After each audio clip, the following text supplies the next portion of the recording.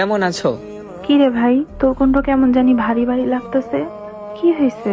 তুই কি কান্না করছস? না তেমন কিছু না আপু। আচ্ছা আপু, মায়ের কি অবস্থা? মায়ের ঠিকঠাক মতো ওষুধ খাওয়াও তো? জানো আপু, গতকালকে আমার রুমের শাকিল ভাই আছে না, উনার মা মারা গেছে। উনি অনেক কান্না করছে। দেশে যাইতে চাইছিল, কিন্তু আমাদের কোম্পানি তারে দেশে যাইতে দেয় নাই। কি ও ভাই, দেশে যাওয়ার কিছু হইছে?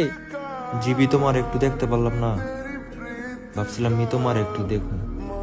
অফিসে জানাইছি, কিন্তু কোম্পানি আমারে ছুটি দেয় নাই। শেষবারের মতো মায়ের মুখটাও দেখতে পারে নাই। তাই আপু আমার অনেক টেনশন হয়, যদি মায়ের কিছু হইয়া যায়, তাইলে আমি যদি শেষবারের মতো মায়ের মুখটা না দেখতে পারি। জানো আপু, এই প্রবাসটা এত সোজা না। আমি এইখানে আসার আগে ভাবতাম এই দেশটা কত সহজ, কিন্তু এই 3 দিনে আমার সাথে কত কিছু ঘটে গেছে, এইগুলো আমি কারোর সাথে শেয়ার করতে পারি না। নিজের মানায় নিতেই অনেক কষ্ট হইতেছে। থাক আপু, তুমি এইগুলো আবার মায়ের কাছে কইও না, পরে মায়ে আবার সহ্য করতে পারবো না। তুমি আমার বোন, এই কারণে তোমার কাছে সবকিছু শেয়ার করতে পারি। जग से हारा नहीं